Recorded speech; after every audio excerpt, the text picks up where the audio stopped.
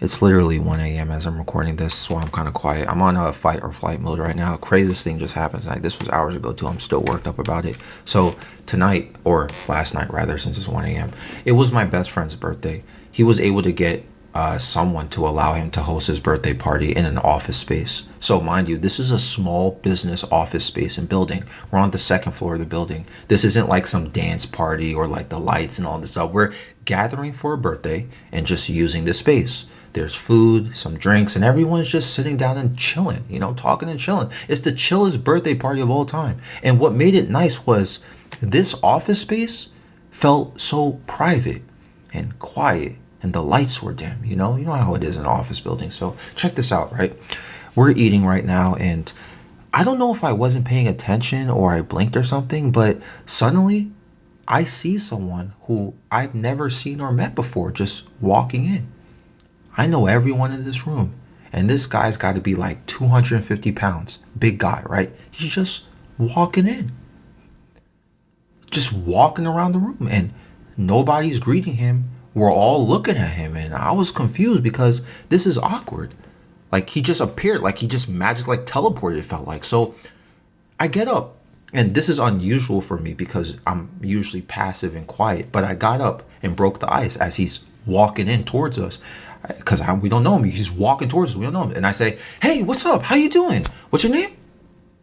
"Hey, I'm Chris," he says. And I shake his hand. And everyone's just sitting there watching us right now, and nobody's talking. And I'm like, "Oh, nice to meet you, Chris. I'm Andre. Whose friend are you? Who invited you? Oh, get some food, by the way. Look, we got a lot of food here. You know what I'm saying? Come get some food." And I'm walking him towards the catering table, and I get him a plate, and I get him the utensils to make him a plate. And he's like, "Oh, I just had it on my calendar for his birthday." And I'm thinking to myself, okay. So this guy is obviously familiar with my best friend. He somehow has the address to this private office location, which was never posted on social media or anything like that. This was very private. My best friend doesn't even work here. He rented this from another friend. And he knew this guy, Chris, the time to show up when we'll be here. So he must have been invited. This is what I'm thinking in my head, because this doesn't make sense. Who is this? So I'm still being bubbly and social and so forth. And look, if you're a friend of my best friend, I'm going to be warm and welcoming. It's his birthday, it's his birthday party. At this point, everyone returned back to their conversation, right? And I tell him, anyway, come sit with us, right? And I pull him a chair, and I let him sit next to me, and he sits down and he starts eating. So we're sitting, and everyone's just talking, but they're just like looking at him a little bit and just like a little bit weirded, like unfamiliar, but they're still talking. So, I say something at the table. I'm like, "So, hey, Chris, where are you from? Who'd you say your friend was? How'd you know we would be here?" And I said, how do you know, and I said my best friend's name. Like, how do you know my best friend? And my best friend, oblivious it seems, says, "Oh, this is the guy who threatened me."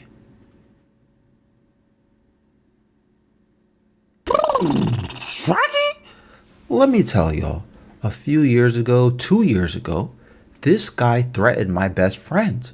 Threatened to end him, end his family, to do things to him because he didn't get a job. You know why Chris didn't get the job that my best friend was hiring for? Because Chris has a very violent criminal record and history. It's recent too.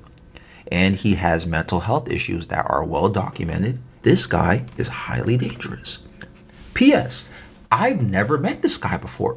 Nobody in this room has met this guy before. I've only heard about this guy 2 years ago. Nobody talks about him anymore. Nobody thinks about this guy anymore. So anyway, when my best friend is like, "Oh, this is the guy who threatened me," my best friend laughed. And the guy, remember his name is Chris, he's flustered all of a sudden. He's like, "Yeah, I was going through a lot. I had a rough time. I didn't mean it like that." And my best friend is like, "It's okay, I forgive you," and continues his conversation with other people. And I took that as a hint. Like, how do you just say "I forgive you"? Like you just like, and I know my best friend enough. He's doing that on purpose. So I sat there for another 5 minutes eating, watching him eat our food as well. And I got up and I went to the catering table acting like I was going to get another plate, right? And at the catering table. Chris's back is facing the catering table, so he's not seeing me at the catering table. And I made eye contact with one of the people at the party who was sitting down, who I know is a cop, and I did the throat cutting gesture. Like someone cut your throat, I did that gesture. And then I pointed at Chris. The cop guy, he stood up and he walked over to me. And I whispered, let me talk to you real quick. And I explained everything to him. And the cop said, yeah, I knew something was wrong, but I thought someone knew him. I don't know him. And I said, I don't know him either. But he threatened someone. And he shouldn't even be here. And the cop made a gesture to another cop who was there. Look, we have like 3 off-duty cops here, okay? And they're all carrying, by the way. So I'm telling them, look, I'm talking to the cops here. I'm like, look, this guy can't be here. You know, he wasn't invited. And one of the cops was like, well, how did he even get in here? This is a private office area. All the doors are locked. And remember what I said earlier in this video? I said, I don't know if I wasn't paying attention or if I blinked too long or something, right? This guy just like teleported in here. He just showed up. I'm just confused. And he started walking towards our office space. So this guy entered the office through the fire exit door, which was locked. And we looked at the door, and the door was closed. And the fire exit door, there's no handle on the outside. So there's no doorknob or anything on the outside of the door. I assume he put a credit card or something through the gap of the door, but it somehow caused him to open the fire exit door and he just walked in. Everyone else, all of us, we came through the regular entrance, which is PS, locked.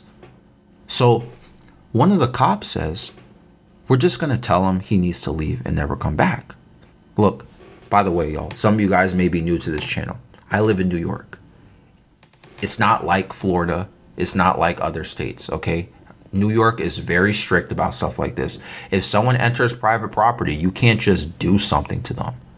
It would be nice, right? You can't in New York. Somehow it doesn't count as trespassing until you tell them to leave and they refuse to leave. The law is weird here, okay? Trust me. So the cops ask him to leave, so he does.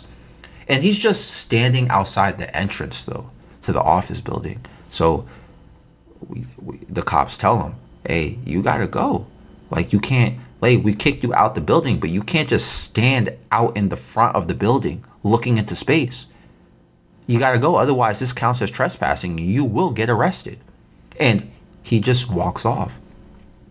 We see him go into the parking lot. We see a light go on for his car, and then he just he just disappears. Remember, it's dark outside, so I can't really see what's going on here. We don't even see him drive off, you know what I'm saying? So I go back to the office space, and I go to the guys, and I'm like, what the heck? Did this just really happen? Some guy just broke in through the fire exit door who threatened you and is eating our food because I thought he was a friend.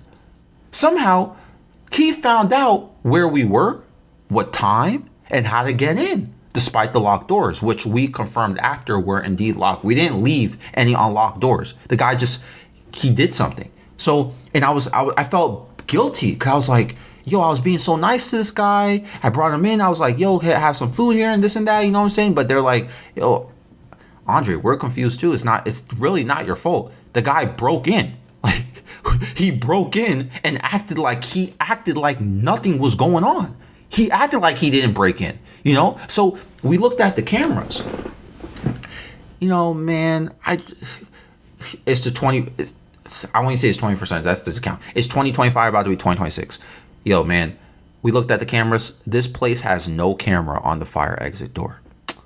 Are you kidding me? No camera on the fire exit doors? But the person who was going through the camera footage, he said he noticed something. About 3 hours before the party, there was activity from the back fire exit door, which is not the one he came through.